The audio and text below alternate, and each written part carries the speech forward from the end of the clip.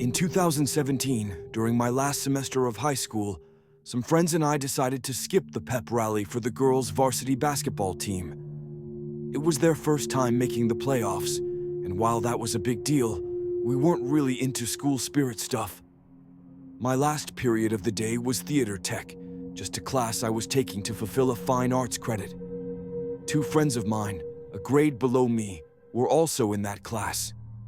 Skipping the pep rally and heading to the nearby Taco Bell was our usual routine. However, since administrators and security guards often patrolled the parking lots to catch kids trying to sneak out early, we decided to take the long route through the campus nature trail to avoid being seen. As we made our way through the woods, we came across a kid I didn't recognize.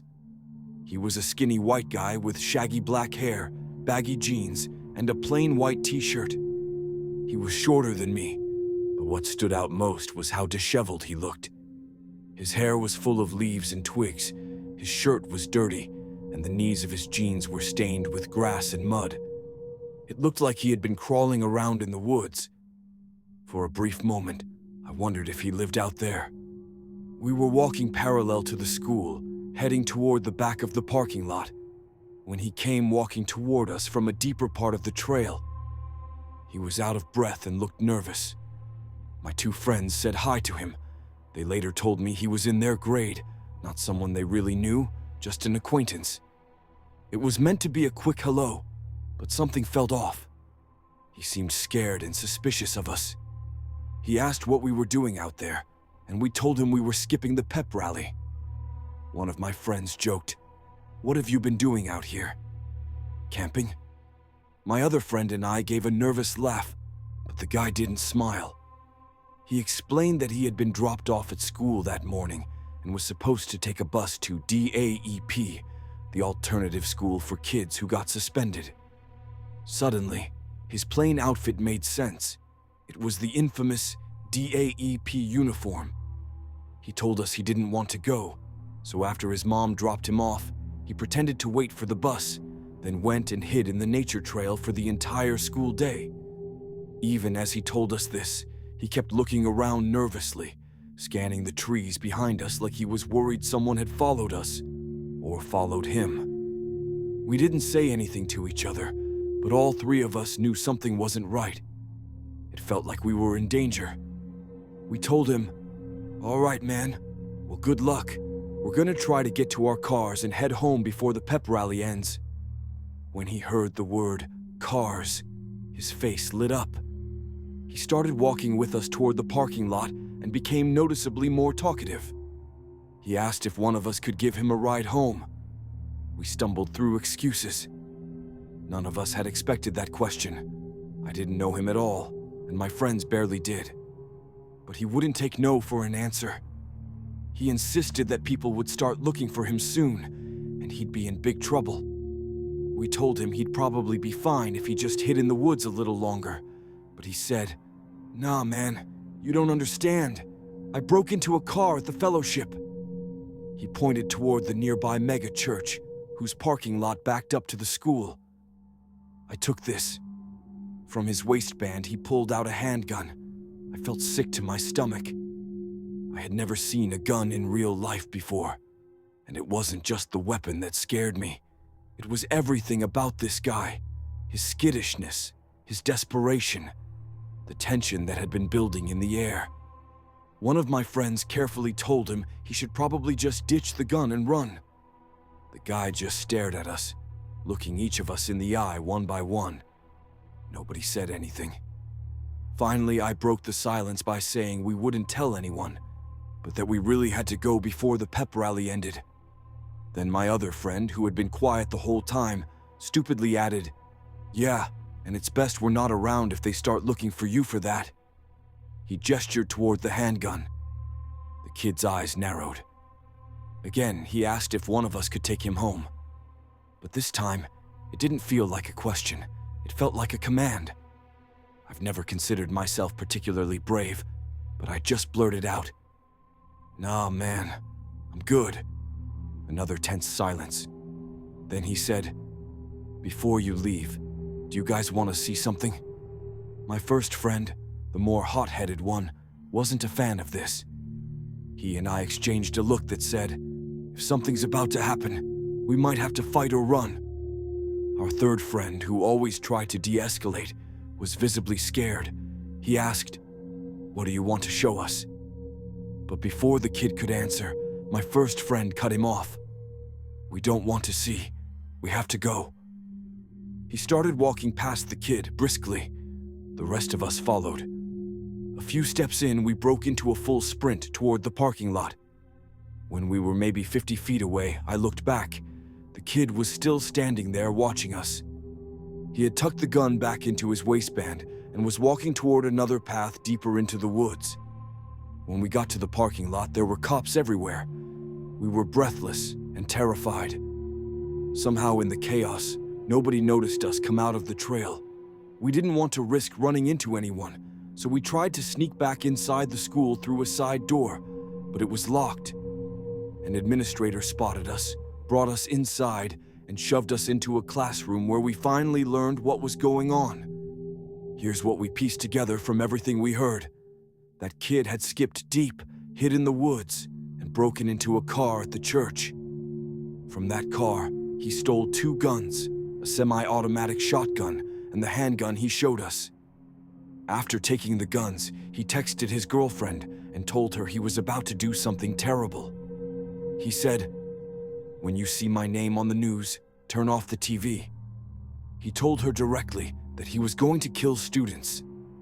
She knew he was supposed to be in DAEP and was so alarmed by the messages that she contacted the police. The DAP campus went into lockdown, and then the police got a call from a man at the church reporting that 2 guns had been stolen from his car. Once they connected the dots, they started searching the woods behind the school.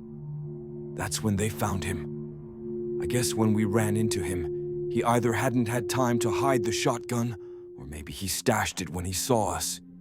Or maybe he just didn't care anymore.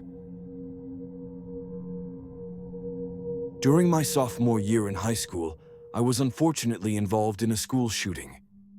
It happened during lunchtime, and I will never forget the chaos that unfolded in front of me. Right before the bell rang, I heard what sounded like someone slamming lockers as hard as they could. The noise echoed through the halls, and before anyone could think, a kid ran down the hall screaming, "He has a gun!" Now, mind you, it was close to the end of the year, so sadly, a lot of us thought it was a fucked up senior prank. The reason I say this is because, over the past few months, we had kids apparently posting on Facebook that they were going to shoot up the school. Therefore, we had police officers in our classrooms, guarding us non-stop throughout the second semester. So when it actually happened, we didn't know if it was real or fake. Our security guard, who was previously a sniper in the military, ran down the hallway to see what was happening. Not even a minute later, he came running back, telling us to run. And we did. Kids were jumping over tables, they were jumping over each other, and teachers were trying to pull kids into their classrooms. All hell broke loose the moment we realized this meant life or death, and all I could think about was, where's my sister?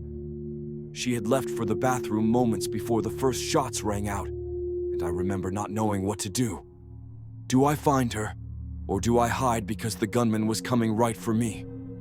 So I ran, as fast as I could, up the stairs and into my 4th period class.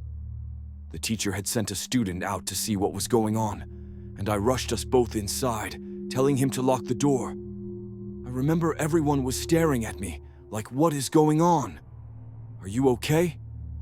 And that's when the principal got on the intercom, and I will never forget what he said. This is a code red. Hide your students. I repeat, this is not a drill. Hide your fucking students. I didn't even have to say a word. The senior class I ran into took action. They barricaded the door with desks and chairs after pulling in as many students as they could. The teacher told us to turn off all of our phone sounds, but to text our parents. When I did, my mom so happened to be right around the corner from the school. She raced over despite me telling her it wasn't safe. I felt like I could have gotten my mom killed that day, and I still regret it, though she remained safe. A lot after that is a blur. I remember my sister texting me that she was safe, but the gunman was trying to get into their classroom. I remember hearing the SWAT team clearing the hallways and hearing on one of their radios that there were multiple subjects, but none could be found. I remember seeing on multiple Snapchats teachers next to doors, ready to take action. Some had scissors, others had bats, and another showed students taking off their shoes, ready to attack anyone who entered without permission. Though being slightly wholesome, a school of people should never have to defend themselves against angry classmates with guns. That was something that should have never happened, especially on a day our guard was down. Long story short, we were in lockdown from 1:45 p.m. to 10 p.m. that night. The shooters were never found, as far as I know, and nobody was fatally injured. Thank God. Walking out, though, to see food and papers scattering the hallways was rough. We had to have our hands up in the air as we left the school, and before going outside, we were all patted down to make sure we didn't have weapons. My parents hugged me harder than ever before, and I was just happy we all walked out to see another day. I dropped out of high school shortly after that and moved back to my hometown 5 states away. Lived with my brother for a bit until I got my own place, and that's when I met Scott. He was like 3 years older than me, and I never realized he was my first grade crush's older brother, but there we were. He was pretty good friends with my brother and would hang out when we'd have kickbacks.